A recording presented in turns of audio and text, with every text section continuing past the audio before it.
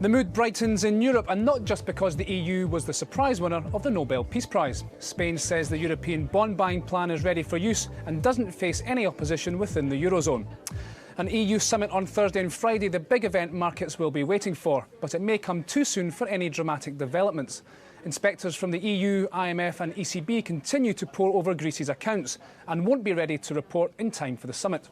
Spanish Prime Minister Mariano Rajoy also unlikely to make that formal request for aid until he's got past regional elections due on the following Sunday. Any frustration with Spain is likely to show up in a major bond auction on Thursday. Madrid due to sell benchmark 10-year debt as well as 3- and 4-year bonds. Spanish yields today falling to their lowest in a month, further below that 6% mark, but it may not take much to see them spike higher again. The debate on whether to ease up on austerity measures will also roll on. Germany resisting IMF calls to give Spain and other countries more time to meet budget targets. IG Index's David Jones says this hardline stance is bad news. The worrying thing is that we don't have the economic growth there, so it's not just going to be austerity cuts that are going to solve this problem. It is going to put them back on a firmer footing, but I think without the growth there to try and balance it off, we're looking at probably years and years of tough times for these economies. Earlier in the week, keep an eye on Portugal. Lisbon due to unveil its latest budget on Monday. The proposed package of tax hikes and spending cuts has already sparked unrest, and analysts will be watching to see signs of rising tension again.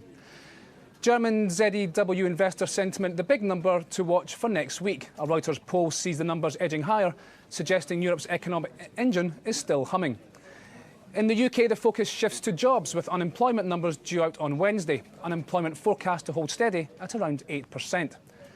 Nokia due to report Q3 earnings on Thursday, just days before its latest make-or-break phone hits the shops. The Lumia smartphone is due in the coming weeks, and its success will be crucial as the phone company struggles to compete with Apple and Samsung. Once the biggest mobile phone maker, Nokia has fallen behind its rivals and racked up more than €3 billion in losses over the last 18 months. Also due out next week are third-quarter results from Roche, ASML and Spain's bank Inter. That's all from us for now. I'm Jamie McGeever. This is Reuters.